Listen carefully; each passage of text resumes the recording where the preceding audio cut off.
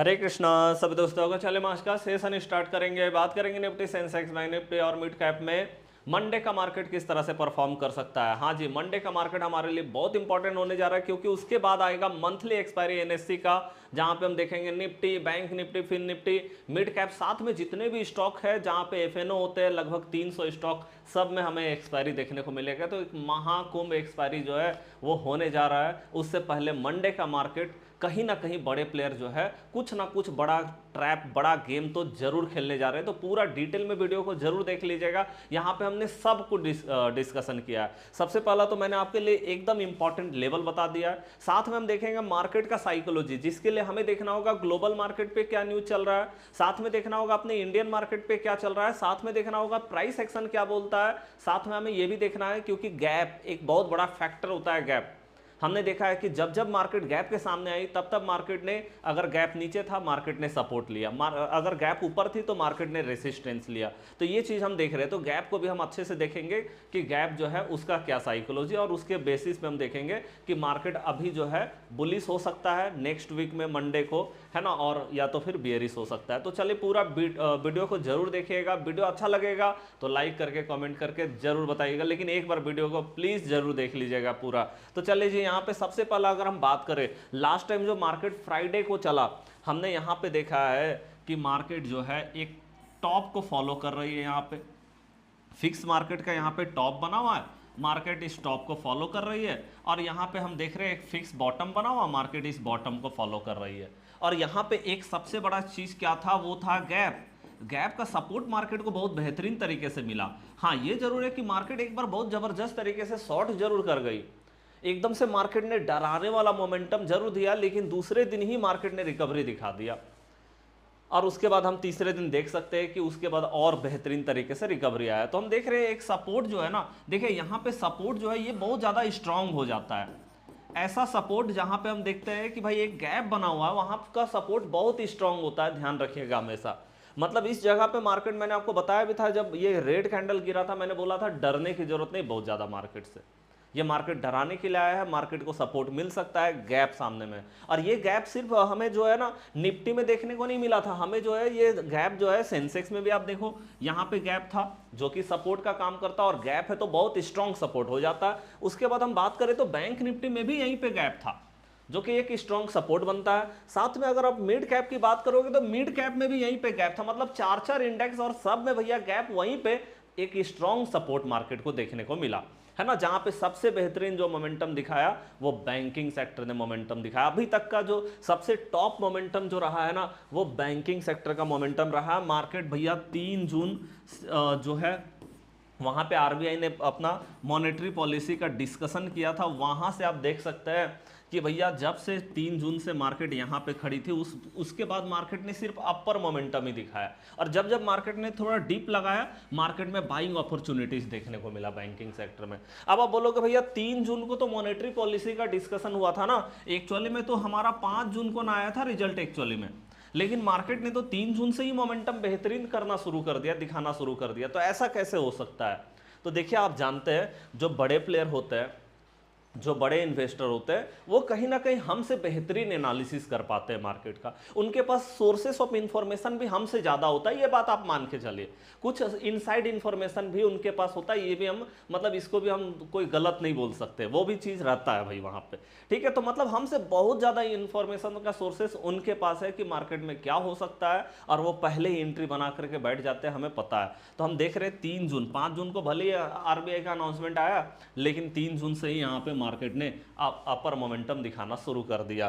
तो ये चीजें हमने देखी बैंकिंग सेक्टर में। अब हम सबसे इंपॉर्टेंट हमारे लिए ये है कि बैंकिंग सेक्टर ने 58,000 का लेवल को रिस्पेक्ट कर दिया है, जो कि हम बार बार देख रहे थे कि 58,000 के लेवल पे आया था, गिर गया था, है ना, यहाँ तक। उसके बाद फिर से हम देखें 58,000 के लेवल के, अब मार्केट थोड़ा ऊपर रहा है, लेकिन हाँ अभी हम बोल नहीं सकते कि मार्केट बहुत ज़्यादा सस्टेन हो चुका है ना। क्योंकि सस्टेन इसलिए नहीं हुआ मार्केट यहाँ पे, क्योंकि मार्केट ने यहाँ पे रेड कैंडल बनाया भाई। तो हमें सबसे पहले ये देखना होगा कि क्या मार्केट 58,000 के ऊपर सस्टेन कर पाएगी। अगर सस्टेन कर पाएगी तो फिर हम 59,000 के टारगेट के तरफ चलेंगे। लेकिन अगर मार्केट यहाँ पे सस्टेन नहीं कर पाई तो फिर से गिरावट देखने को मिल सकता है। तो क्या यहाँ पे पोटेंशियल है मार्केट का, पूरा डिटेल में हम यहाँ पे बात करेंगे। लेकिन पहले हमें एक बार न्यूज को जरूर देखना होगा, क्योंकि न्यूज हमारे लिए बहुत इंपॉर्टेंट है। और देखिए सिर्फ न्यूज को देखने से काम नहीं चलेगा, वो न्यूज जो है वो कितना मार्केट के लिए इंपॉर्टेंट है वो भी समझना बहुत जरूरी है। जैसे देखिए अगर मैं न्यूज की बात करूँ ना, तो न्यूज में हमारे लिए सबसे इंपॉर्टेंट क्या होता है, एक तो फेडरल रिजर्व आप जानते हैं ये यूएस का है, और उसके बाद हम बात करते हैं, या फिर एक तरह से इसको सेंट्रल बैंक भी आप बोल सकते हैं, यूएस का सेंट्रल बैंक है। ओके, उसी तरह से आप जानते हैं कि आरबीआई दूसरा नंबर जो होते हैं, आरबीआई जो है ये इंडिया के, और यहाँ पे आप जानते हैं इसको भी हम सेंट्रल बैंक बोलते हैं। मतलब ये दोनों बैंक हमारे लिए इंपॉर्टेंट है। बाद बाकी और भी देश का सेंट्रल बैंक है, लेकिन उससे हमें मतलब नहीं है, हमें सबसे ज्यादा मतलब होता है फेड से, क्योंकि भैया हम यूएस से डायरेक्टली कनेक्टेड है। यूएस में कुछ भी होता है, कोई भी मोमेंटम आएगी, उसका सीधा इंपैक्ट हमारे मार्केट में देखने को मिलता है, क्योंकि हम डायरेक्टली रिलेटेड है यूएस से। हमारा बहुत ज्यादा वहां पे एक्सपोर्ट होता है, हम इंपोर्ट भी करते हैं। ओके, तो ये चीज हो गया। अब हम यहाँ पे देखें तो आरबीआई का जो कोई भी न्यूज होता है यह हमारे लिए बहुत इंपॉर्टेंट होता है, और फेड के लिए। अब यहां पे क्या होता है भाई, सबसे इंपॉर्टेंट यहां पे होता है रेट। अब रेट का मतलब क्या, रेट का मतलब इंटरेस्ट का रेट, क्योंकि आप जानते हैं कि आरबीआई का सबसे बड़ा काम जो है ना वो बैंकिंग का तो काम है ही है, लेकिन सबसे इंपॉर्टेंट काम है इन्फ्लेशन को कंट्रोल करना। और अभी हम जानते हैं कि ऑयल का प्राइस, मतलब ऑयल जिस तरह से क्राइसिस हुआ है उस तरह से हमने देखा है कि भैया ये जो रेट है ना, इसमें हमें बहुत ज्यादा अनसर्टेनिटी हुई है ना। हम लगातार देखे कि ऑयल जैसे जैसे इसका सप्लाई रुका, हमने देखा कि स्ट्रेट ऑफ हॉर्मुज बंद हो गया, इसका सप्लाई कम हो गया। अब सप्लाई कम हो जाएगा, डिमांड तो वही रहेगा, मतलब एक तरह से बोलो तो डिमांड तो हाई है भाई, लेकिन सप्लाई कम हो गया, तो उसके कारण क्या हुआ, प्राइस बढ़ गया। प्राइस बढ़ने के कारण ऑयल का प्राइस अगर बढ़ता है तो हम जानते हैं कि ऑयल जो है वो ट्रांसपोर्टेशन का एक साधन है। और कोई भी ऐसा प्रोडक्ट, कोई भी मतलब दुनिया में कोई भी प्रोडक्ट बन रहा है ना, उसमें ट्रांसपोर्टेशन कॉस्ट होता है। क्योंकि भैया भाई माल तो ले जाना, चाहे वो आप कच्चा माल हो, है ना, फिनिश गुड्स हो, या फिर वर्क इन प्रोग्रेस गुड्स हो, जो भी हो, है ना, या फिर रॉ मटेरियल हो, वो आप तो लेके जाते हैं। मतलब ट्रांसपोर्टेशन कॉस्ट तो उसमें होता ही होता है, कोई भी प्रोडक्ट हो। और आप समझ रहे कि अगर यहाँ पे ऑयल का सप्लाई भैया जो है कम हो गया, प्राइस उसका बढ़ चुका है, तो इसका मतलब अगर पेट्रोल, डीजल, सीएनजी, गैस, ये सब का प्राइस बढ़ गया, तो आप जानते हैं कि प्रोडक्ट का प्राइस भी बढ़ गया। मतलब इन्फ्लेशन धीरे धीरे मार्केट को भैया यहाँ पे परेशान कर रही थी, और लगातार हम देख रहे थे आरबीआई या फेड का लगातार इसी चीज़ का पे ये लगातार यहाँ पे अनाउंसमेंट भी, लगातार ये काम भी कर रहे थे। लेकिन जैसे ही हमने देखा स्ट्रेट ऑफ हॉर्मुज ओपन हो गया, तो ये जो ऑयल का सप्लाई है अब यहाँ पे होना शुरू हो गया। हाँ, ये जरूर है कि 2 महीना 3 महीना भैया 3 महीना लगातार जो हमने देखा कि ऑयल का सप्लाई कम हुआ, तो एक दो दिन में नहीं होगा, कम से कम 15 दिन 1 महीना तो टाइम लगेगा मार्केट मतलब मेंटेन होने में। लेकिन ये जो इन्फ्लेशन है, अब ये इन्फ्लेशन को आप ये जरूर बोल सकते हैं कि ये थोड़ा कंट्रोल में रहेगा। जो कि अभी तक हम देख रहे थे एकदम से बढ़ रहा था, आरबीआई के लिए चिंता, गवर्नमेंट के लिए ये प्रॉब्लम कर रहा था, फेड के लिए प्रॉब्लम हो रहा था, बार बार लग रहा था कहीं रेट बढ़ा ना दे। अगर रेट, क्योंकि देखिए इंटरेस्ट का रेट अगर बढ़ता है तो इन्फ्लेशन को कंट्रोल करने के लिए बढ़ाया जाता है, और अगर इन्फ्लेशन कम है, मतलब डिफ्लेशन है मार्केट में, तो इस रेट को कम किया जाता है।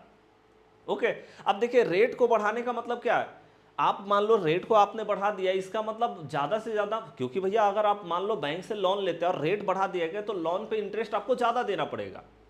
तो वहां क्या होता है ना, मार्केट में ज्यादा पैसा जा नहीं पाता, लोग ज्यादा इंटरेस्टेड नहीं होते ना उस समय लोन लेने के लिए, बोलते भाई रेट बढ़ा हुआ है, बहुत ज्यादा महंगा में मिल रहा है हमें, है ना। तो वो सारी चीजें होती है। तो वहां पे मतलब देखिए आरबीआई का या फिर फेड का सिंपली यही रहता है कि भाई मार्केट में ज्यादा पैसा ना जाने दिया जाए, क्योंकि ज्यादा पैसा जाने के कारण ही इन्फ्लेशन बढ़ रहा है, तो उसको कंट्रोल करने के लिए रेट को बढ़ा दिया जाता है। लेकिन रेट को बढ़ाने से क्या होता है ना, मार्केट इसको निगेटिव लेता है, क्योंकि देश का ग्रोथ, इकोनॉमिक ग्रोथ जो है ना वो स्लो हो जाता है, आप जानते हैं ना। उसके कारण जो है मार्केट उसको निगेटिव लेता है और मार्केट नीचे चली जाती है। लेकिन जब हम देखते हैं रेट में कट होती है, रेट कट होता है, तो वहां पे क्या होता है, वहां पे मार्केट उसको पॉजिटिव लेके चलता है, क्योंकि मार्केट में ज्यादा से ज्यादा पैसा जा पाए, रेट को कम किया जाता है, लोगों को लोन सस्ता में मिलता है, वो ज्यादा से ज्यादा ले पाते हैं, पैसा ज्यादा जा पाता है मार्केट में। तो ये चीज है। लेकिन अभी जो है, अभी आपने देखा, जैसे मैं आपको एक बार न्यूज से ही सीधा दिखाता हूं।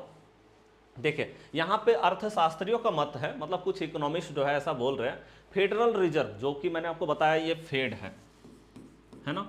अब देखिए ये फेड जो है ये क्या है, इस वर्ष ब्याज दरों को 3.5% से 3.75%, जो कि पहले भी अनाउंसमेंट आया था आरबीआई मतलब फेड का, तो वहां पे क्या है, वहां पे वही 3.5% से 3.75 के बीच में ही स्थिर रखा गया था यहाँ पे। तो यहाँ पे कुछ इकोनॉमिस्ट बोल रहे हैं कि ये पूरा साल में 2026 में कहीं ना कहीं स्थिर रहेगा। लेकिन हमने देखा है कि पहले जो फेड ने अनाउंसमेंट दिया था वहां पे बोला था कि ठीक है अभी हम रेट को स्थिर रख रहे हैं, लेकिन रेट को बढ़ाना पड़ सकता है। कई बार उनका अनाउंसमेंट आया कि हम रेट को बढ़ा सकते हैं, क्योंकि इन्फ्लेशन, ऑयल का जो है क्राइसिस के कारण इन्फ्लेशन बढ़ रहा था, जिसके कारण रेट बढ़ाना जरूरी हो जाता। लेकिन हमने देखा अभी स्ट्रेट ऑफ हॉर्मुज जब तक ओपन रहेगा, जब तक वहां से जो है ऑयल सप्लाई होता रहेगा ना, ट्रांजिशन प्रॉब्लम नहीं करेगा, तब तक आप देखेंगे कि हम भी अनुमान लगा रहे हैं कि भैया ये जो है ये स्थिर रह सकता है, क्योंकि तुरंत में तो कम नहीं किया जा सकता। ओके, तो यहाँ पे देखिए 23 से 25 जून को हुए रॉयस्टर के सर्वेक्षण के अनुसार 102 अर्थशास्त्रियों में से 78 का मानना है कि फेडरल रिजर्व पूरे वर्ष ब्याज दरों को 3.5 से 3.75 की मौजूदा सीमा में स्थिर रखेगा, है ना। लेकिन इसमें मैं एक और अनाउंसमेंट आपको बता रहा हूं, डोनाल्ड ट्रंप जो है वो लगातार बोल रहे हैं रेट को कट करो, रेट को कट करो भाई।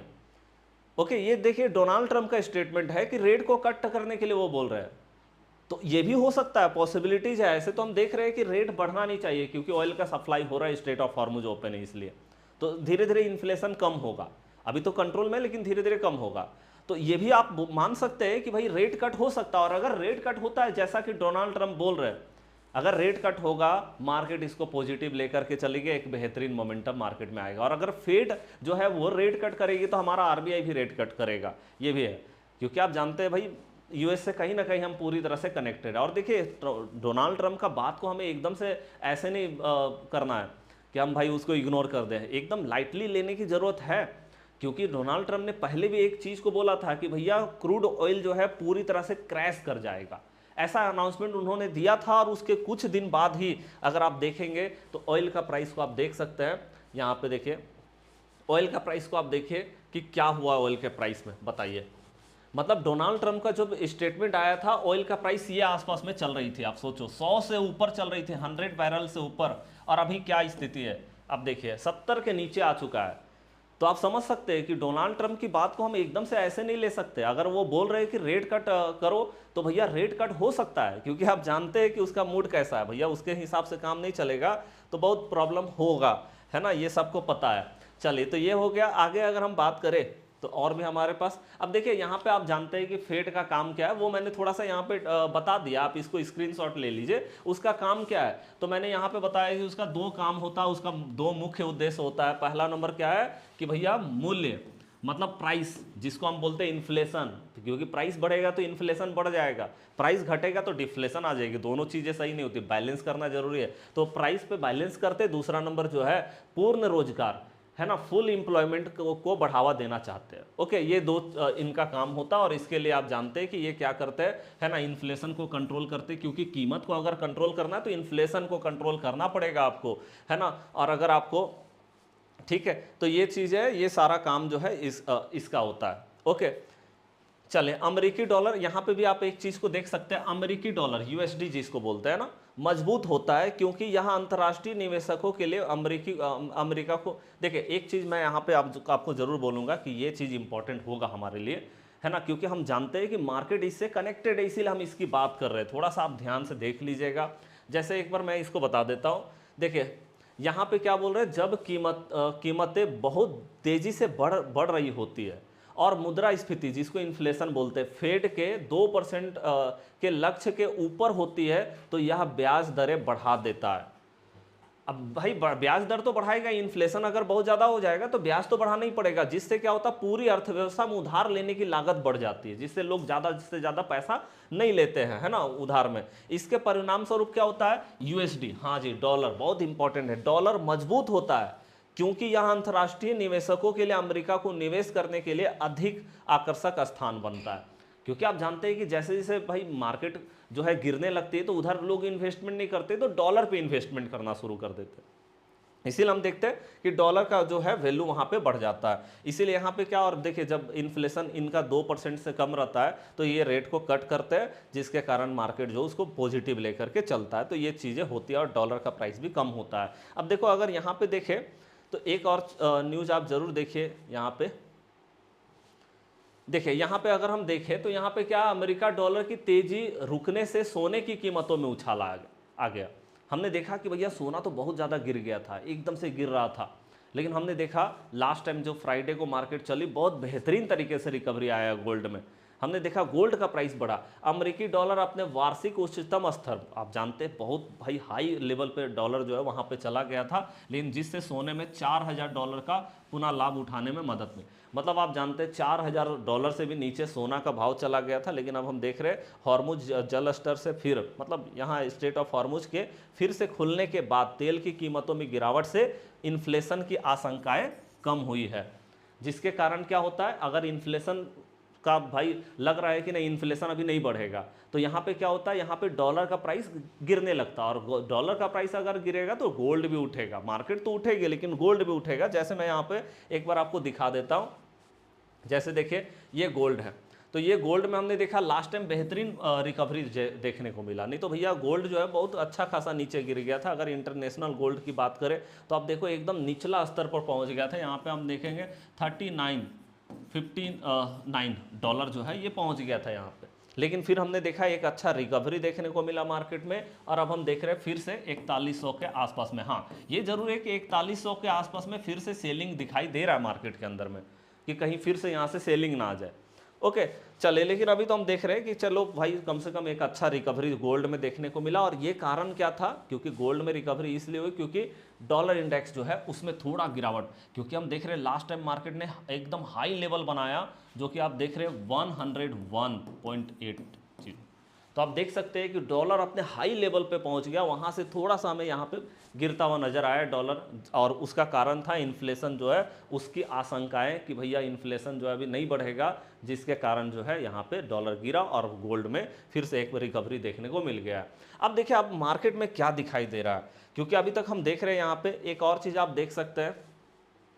जैसे देखिए यहाँ पे तो फेड का यह आया है कि भाई फेड जो है कहीं ना कहीं अपना रेट को सेम रखेगा, लेकिन आरबीआई ने पहले ही बता दिया था कि हम जो है अपने क्योंकि इन्फ्लेशन अभी जो है बहुत ज़्यादा जोखिम कम लग रहा है, इसीलिए हम भी अपना रेट को बढ़ाने के संभावना बहुत कम है, ऐसा इन्होंने बोला था। और बैंकिंग सेक्टर ने बड़ा उछाल दिखाया था, आपने देखा था ये चीज़ को, मैंने आपको न्यूज़ में दिखाया था।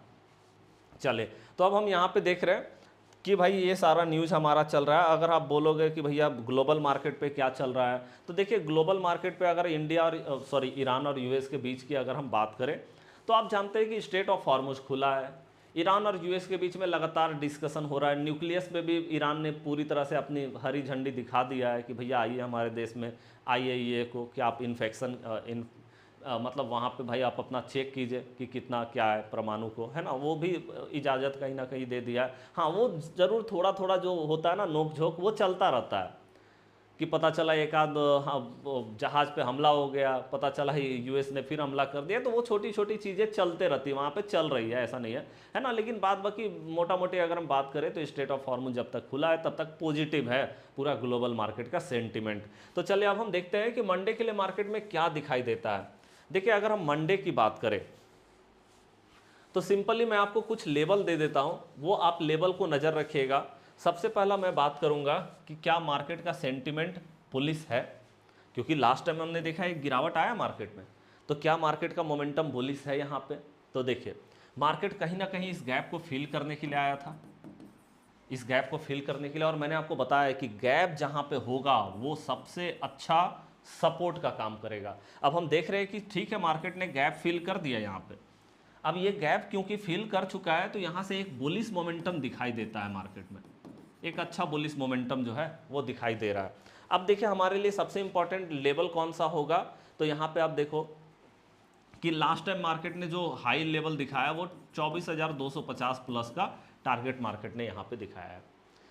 अब यहाँ पे अगर हम बात करें तो देखिए अभी जब तक मार्केट जो है वो 24,195 के ऊपर ना निकल जाए तब तक थोड़ा सा दिक्कत मार्केट यहाँ पे कर सकता है, थोड़ा प्रॉब्लम मार्केट यहाँ पे कर सकता है, क्योंकि आप जानते हैं कि ये पूरा का पूरा सेलिंग जोन है मार्केट का। यहाँ से लास्ट टाइम जब यहाँ से मार्केट गिर गई तो यहाँ पे सेलर कहीं ना कहीं एक्टिव होंगे। तो जब तक मार्केट मतलब मोटा मोटी 24,200 आप बोल सकते हैं, जब तक 200 के ऊपर मार्केट ना निकल जाए तब तक थोड़ा मार्केट यहाँ पे परेशान कर सकता है। तो जब तक ये लेवल हमारा बना हुआ है ना, तब तक आप समझो कि भाई मार्केट में जो है हमें एक पोजीशन लेना है। हम है मार्केट में बुलिश, लेकिन हाँ जब तक इस लेवल तक रहेगा मार्केट, यहाँ थोड़ा प्रॉब्लम मार्केट करेगी, थोड़ा ट्रैपिंग मार्केट में देखने को मिलेगा, या तो ट्रैपिंग देखने को मिलेगा या तो थोड़ा स्लो डाउन करेगी मार्केट। लेकिन जैसे ही इस लेवल से ऊपर निकलेगी ना, उसके बाद मतलब ये लेवल से ही ऊपर अगर मार्केट जैसे ही निकलेगी 195 से, फिर मार्केट में जो हमको टारगेट मिलेगा वो आप देख सकते हैं 24,250। उसके बाद आप देख सकते हैं 24,294, उसके बाद 24,339, 379, 420 और उसके बाद 479, मतलब लगभग 24,500 तक का एक टारगेट दिखाई दे रहा मार्केट में कि वहाँ तक की मार्केट एक बार बुलिश हो सकता है ना। लेकिन हाँ यहाँ पे 195 तक का लेवल थोड़ा परेशान करने वाला, ट्रैप करने वाला, स्लो डाउन करने वाला मार्केट रहेगा। जब तक इस लेवल तक रहेगा तब तक एक काम आप जरूर कर सकते हैं, फुल्ली आईटीएम पे काम कर सकते हैं। दूसरा नंबर आप क्या कर सकते हैं, नेक्स्ट एक्सपायरी पे हमेशा काम कीजिए। सामने का एक्सपायरी मतलब करंट एक्सपायरी पे काम ना करके फुल्ली आईटीएम नेक्स्ट एक्सपायरी, इस तरह से काम कीजिए। क्योंकि कभी मार्केट यहाँ पे ट्रैप भी कर सकता है, पता चलेगा अचानक से बुलिश हो रहा, अचानक से गिर गया मार्केट, फिर ऊपर जा रहा फिर गिर गया, या कभी स्लो डाउन कर दिया मार्केट ने, एकदम से साइडवेज बना दिया। तो वहाँ पे क्या होगा, हमारे पास अगर हमारा नेक्स्ट एक्सपायरी होगा फुल्ली आईटीएम होगा तो एक तो प्रीमियम डीके कम देखने को मिलेगा, नेक्स्ट एक्सपायरी होगा तो हम अपने आप को वहाँ पे रोक सकते हैं, क्योंकि सेम डे का एक्सपायरी होगा तो हमारे पास ऑप्शन नहीं होता है। इसलिए थोड़ा सा इस पर ध्यान रखिएगा, मंथली एक्सपायरी से थोड़ा सा बच करके काम कीजिएगा, क्योंकि ये मंथली एक्सपायरी में ट्रैप कर सकता है मार्केट, क्योंकि ट्रैप जोन में ही तो दिखाई दे रहा है भाई। क्योंकि यहाँ पे गैप है तो मार्केट को सपोर्ट मिलेगा ही मिलेगा, इसमें कोई डाउट नहीं है। हाँ अगर इससे नीचे जाना है तो फिर इस लेवल को ब्रेक करना होगा, जो कि 24,000 का लेवल है, क्योंकि सब 24,000 भी अपने आप में बहुत बड़ा सपोर्ट है। मार्केट जब भी इसके नीचे जा रही है 24,000 पे वापस आ जा रही है। तो अगर भाई 24,000 के नीचे मार्केट गिरता है तो हम उसके बाद कोई बेयरिश सेटअप देख करके और यहाँ पे 23,850 है ना, 23,850 तक का लेवल के लिए हम बियरिश हो सकते हैं एक बार मार्केट में। लेकिन जब तक ये सपोर्ट है, जब तक ये गैप बना हुआ है, तब तक हम बोल सकते हैं कि मार्केट बुलिश रहेगा। लेकिन मार्केट ऊपर में परेशान कर सकता है इस लेवल तक, यहाँ तक मार्केट पूरा का पूरा ट्रैप जोन में रहने जा रहा है, ये चीज़ को ध्यान रखिएगा। इसीलिए मंथली एक्सपायरी से थोड़ा दूर रहना चाहिए। नेक्स्ट वीक में आसान नहीं होगा मंथली एक्सपायरी, लेकिन हाँ उसके बाद का अगर हम एक्सपायरी के लिए जा रहे हैं तो वो ठीक ठाक रहने जा रहा मार्केट में। तो देखिए मार्केट का जो ओवरऑल सेंटीमेंट रहेगा वो मेरे को लगता है कि बुलिश रहेगा। लेकिन जब तक इस लेवल के ऊपर नहीं जाती है ये बुलिश, आसान बुलिश नहीं होगा, इसके ऊपर मार्केट आसानी से निकलेगी अपसाइड में। और बेहतरीन टारगेट जो मैंने आपको यहाँ पे लेवल दिया है, ये लेवल पे नज़र रखिए, बहुत इंपॉर्टेंट लेवल है। चलिए ये तो हमारा हो गया। उसके बाद अगर हम बात करें तो निफ्टी को देख के हम सेंसेक्स में काम करते हैं, इसीलिए सेंसेक्स को बहुत ज़्यादा मैं एक्सप्लेन यहाँ पर नहीं करता हूँ, ठीक है। तो आप निफ्टी में अगर सेटअप मेरा कॉल का बन रहा है तो सेंसेक्स में भी कॉल का ही बन रहा है, और वहाँ अगर पुट का बन रहा है तो यहाँ भी पुट का बन रहा है, सिंपली ऐसा रहता है। अब हम बात करते हैं सबसे इंपॉर्टेंट बैंकिंग सेक्टर, क्या करेगा भाई बैंकिंग सेक्टर यहाँ पे। क्योंकि यहाँ भी हम देख रहे हैं ना कि मार्केट एकदम से गैप के सामने आई है, गैप को फिल कर रहा है मार्केट, लेकिन गैप के सामने से मार्केट यहाँ पे सपोर्ट ले सकती है, और एक बेहतरीन सपोर्ट, मतलब जैसे निफ्टी हमारा है सेम वैसा ही यहाँ पे दिखाई दे रहा है। अब देखिए यहाँ से यहाँ पे अगर हम बात करें तो मार्केट जो है ना वो अगर कहीं पे ट्रैप जोन तक दिखाई देता, वो मेरे को दिखाई देता 58,500। मतलब जब तक मार्केट इस लेवल के जोन में रहेगा, इस जोन में मार्केट बुलिश तो रहेगा, लेकिन ट्रैप वाला बुलिश समझते हैं ना, कि कभी साइडवेज कर दे, कभी अचानक से स्लो डाउन कर दे, कभी अचानक से पुल बैक लगा दे मार्केट, वो सारी चीज़ें चलेंगी। तो यहाँ भी क्योंकि मंथली एक्सपायरी हमारा आ रहा है, थोड़ा बच करके रहना होगा मंथली एक्सपायरी से। बस इस मंथली एक्सपायरी से दूर रहिए, नेक्स्ट एक्सपायरी में काम करेंगे तो आसान होगा मार्केट। इसके ऊपर मार्केट निकलेगी तो फिर हम देखेंगे 59,000 तक का लेवल ईजिली वे में मार्केट दिखाएगा। क्योंकि देखिए मार्केट का मोमेंटम तो बुलिश है। बैंक निफ्टी अभी नीचे नहीं रहने जा रही है, क्योंकि हमने आपको बताया था 3 जून से 5 जून के बीच में जो मॉनेटरी पॉलिसी का डिस्कशन हुआ है ना, वहाँ पे बड़े प्लेयर ने बहुत अच्छा खासा पैसा लगा दिया है। हाँ, वो ज़रूर है कि एफआईआई ने मतलब कोई स्टॉक मार्केट में नहीं लगाया, लेकिन एफपीआई ने जो है पूरा का पूरा पैसा डाल दिया, बड़ा पैसा डाल दिया है उन्होंने बॉन्ड में। और वो सारा का सारा पैसा बैंक के अंदर में आ रही है, और बैंकिंग सेक्टर जो है लगातार बुलिश में है, क्योंकि जब बड़े प्लेयर का पैसा लगेगा तो मार्केट नीचे नहीं रह पाएगी, ऐसा है। ठीक है, तो इसीलिए बैंकिंग सेक्टर को हम बुलिश देख रहे हैं, और ये बुलिश है तो पूरा मार्केट बुलिश है सिंपली। अगर हम बात करें, देखिए आईटी सेक्टर का, एक बार हम मिड कैप को भी देख लेते हैं। मिड कैप भी आप देख रहे हैं कि जस्ट वहीं गैप के सामने है, तो सपोर्ट मार्केट में आ सकती है। ये गैप आसान नहीं है मार्केट के लिए तोड़ना, इतना आसान नहीं है, क्योंकि बार बार गैप के सामने आ रही है और मार्केट ऊपर चला जा रहा है। तो ये एकदम से आप देख सकते हैं, मतलब जिस लेवल पे है वहाँ से अगर हमको कोई सेटअप मिलता है, पहला 15 मिनट में भी सेटअप मिलता है मिड कैप में, वहाँ से बुलिश हो सकते हैं मार्केट में। तो चले हम आज का सेशन करते हैं यहीं पे। और वीडियो अच्छा लगा तो लाइक करके कॉमेंट करके प्लीज़ हमारा उत्साह जरूर बढ़ाइएगा। आपका लाइक हमारा मोटिवेशन है। चलिए मिलते हैं अब नेक्स्ट क्लास में, तब तक के लिए जय हिंद, जय भारत।